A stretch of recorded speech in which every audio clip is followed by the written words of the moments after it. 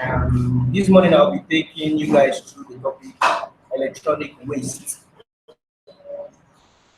It has a sub team and an environment killer.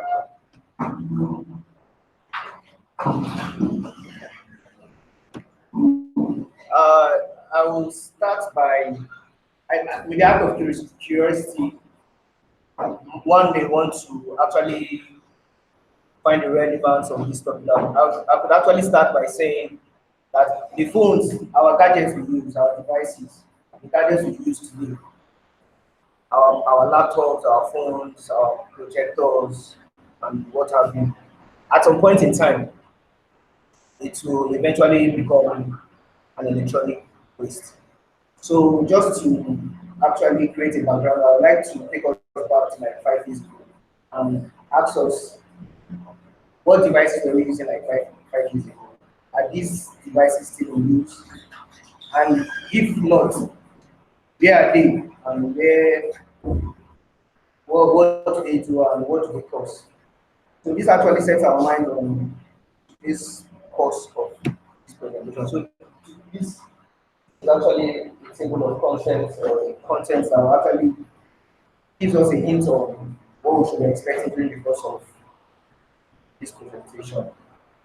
So we're looking at what is e-waste, the sources and types of e-waste, the effect of e-waste on our environment and consequently on the human body, how this comes with e-waste at first. And we'll be looking at also how to dispose this e-waste, which is very important and also very important as well in the managing this e-waste. We'll be looking at the statistics, putting Nigeria into perspective of Lagos in particular, and we'll be concluding and actually giving you guys a source of reference. So what is e-waste in general? E-waste, or otherwise called electronic waste, can be described as discarded electron and electronic devices. These devices can actually be these devices are already used. They can also they are also destined to be reused, recycled, disposed, salvaged, or resold. I added electrical the phrase electrical into the definition of e-waste because you will agree with me that most devices, if not all, most electronic devices, if not all, are powered by electrical installations, both either internally or externally. So improper handling of and processing of this waste can actually lead to an adverse effect on the environment and consequently on us. So the sources of e-waste we have can range to anything. I just actually named a few. Can add yours, but I've actually started with the electronic devices used for entertainment, which can be our TVs, our DVDs, CDs, CD players, and also our processing devices, data processing devices, which are our laptops and normally use here, our speakers, associated devices like our mouses, our speakers, and monitors. Also, waste emanating from communicating devices such as phones, tabs, fax machines, our fridges that are not here, our microwaves.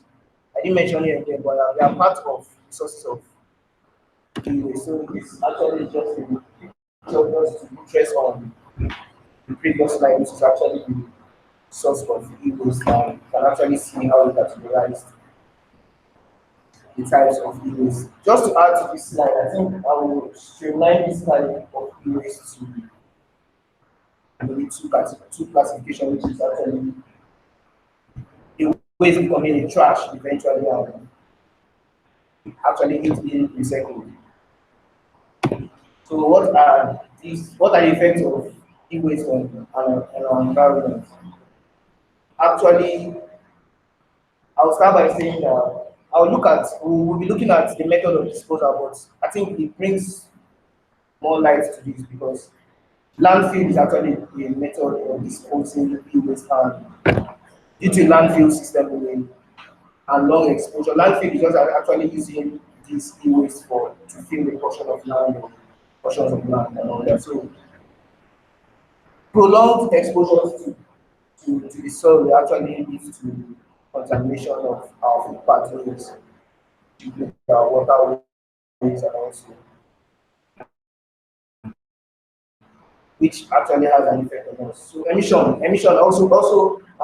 the method which is also conventional for this disposal of e-waste will also be burning. So burning actually leads to the emission of um, green gases, which actually causes environmental damage. These damages can be due to climate change, pollution of the ozone layer, etc. So most of these e-waste are actually non-biodegradable. They don't decompose easily. They cannot be broken into smaller parts. This actually, since they are used for landfilling, this actually affects the structure of the soil and affects and pollutes it. So dumping sites for e-waste increases the risk for people actually living around there, not just due to emission and toxic chemicals being emitted from this waste. Also rodents and other agents of disease. So we're looking at the effects of e-waste on the human body. These are not actually visible and they happen probably in short time and over a long time. But we can actually see these effects in the heavy metals we absorb in our body through the atmosphere or through the contamination of the airways around our food waste. So we can actually just look at the few. So chromium actually causes asthmatic bronchitis and also damages our DNA. Mercury also, which is also found in which is also important for people, causes chronic damage to the brain and respiratory system. Lead damages the central and peripheral nervous system, attacks the blood systems, and also damages the kidney. We have cadmium and plastics, and you can actually go through slide. So how does this actually becomes an e-waste? First of all, I would like to point towards the advancements in technology. We are doing, I think we started with Symbian phones, we started with Java phones, and now I think we are using, at some point, we started using, I think, BlackBerry, and you know what BlackBerry cost. We moved on. Now today we are using Android, we are using iPhones, and what have you. So this actually will actually lead to the forgetting of most of those defaults or those older versions of devices or gadgets. So the major problem as well. Introduction in style, fashion, and status. As a big boy, you want to actually get something flashy, you like to pressure the people, the designers, and all that. So it comes into play. Improper handling and management. I think this affects the lifespan of our devices and gadgets because if you don't manage them properly, I think they don't get to reach their usefulness. So reaching their usefulness threshold is also a reason for the proliferation of e-waste. So why do we have to manage e-waste? Like I've already mentioned, we have pollution of our food, waterways, soil. Also, exposure leads to the acidification of the soil, the emission of all these toxic elements might lead to acidification of the soil. Emission of toxic fuels and gases which I've already mentioned, due to burning and incineration. And also, we need to manage e-waste because e-waste is becoming the menace, is becoming a fastest growing form of waste in our society. So we need to actually look at that challenge as well. So methods of actually disposing e-waste. I'll be looking at briefly the conventional method which I've already discussed earlier, which is the landfill system and burning.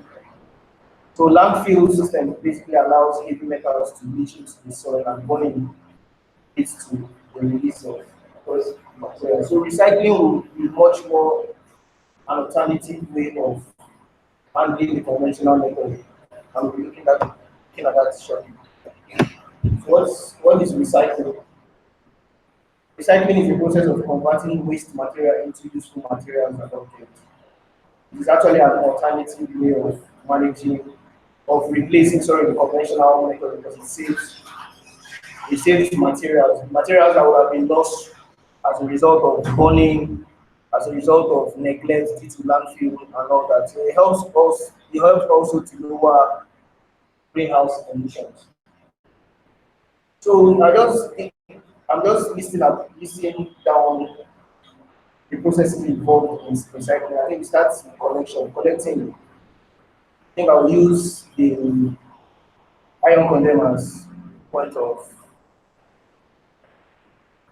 I would like to use iron condemn. So you can imagine what the iron condemn does. They collect waste, basically from metal, from aluminum waste. So this boils down to our electronic waste. So it starts with collection. I think on a smaller scale, the iron condemn are actually trying to manage this, but they're not really doing. It's not really having the greater impact that we should expect. Secondly, after collection, we gather. It's supposed to be included in the collection, but they actually collect it and gather in a place which can be moved to the factory and all that, the recycling factory. So they disassembly, they dismantle or they dismember parts, components from each other. Upgrading here basically includes communicating. Communicating means pulverizing. Pulverizing actually means breaking into smaller fragments, breaking into smaller pieces. So upgrading actually means including that breaking into smaller pieces and including separation techniques such like which could be mechanical, physical, or metallurgical processes. So materials recovery actually boils down to the recycling factory, which includes incineration and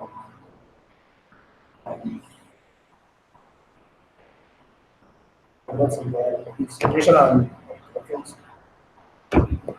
So advantages of recycling.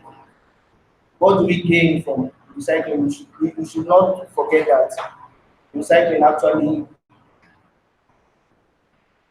phases out the conventional way because it saves us materials and saves us the emission of gases. So the advantages of actually employing a method of recycling over other conventional methods, which are landfill systems and burning, asset recovery, and actually recycling used products to become new products as well. Reduction for the need of landfill. You don't have more devices going to the landfill system anymore. Reduction of jobs and reuse. Creation of jobs. I think if you have more facilities where you recycle, I think it will go a long way in actually reducing the environment in the country. So statistically, Nigeria generates 1.1 million tons of waste yearly. About 40% of this figure is actually generated in Lagos State. So this raises much concern.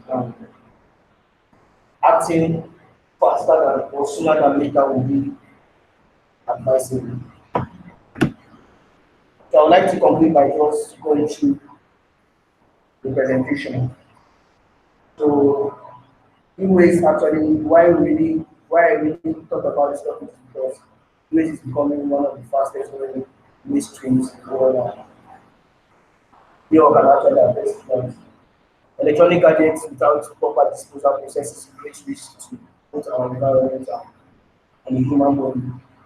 Reuse and recycle are more efficient than conventional waste disposal methods. E-waste awareness should be raised. Government and private bodies should actually come together and enforce and create policies that will actually manage the enforcement of e-waste using biodegradable components for gadgets. Components that can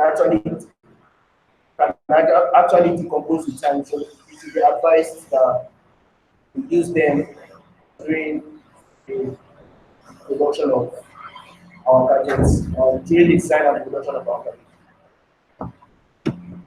So I would just like to share some links. If you have, if you really want to know more about e-waste and how to manage e-waste, you can actually use these links. You study. Oh,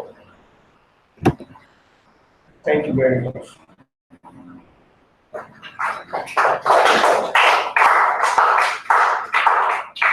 Questions, please.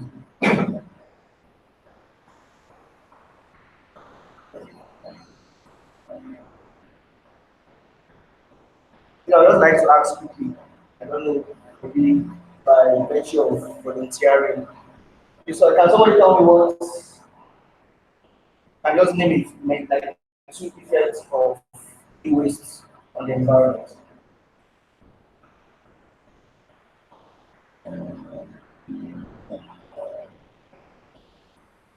I'm seeing the faces here. Should I start HR2? Can you please tell me two effects of e-waste on our environment?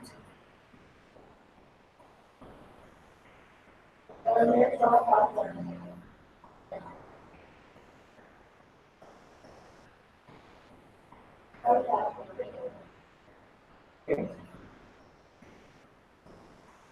So that was all. Thank you.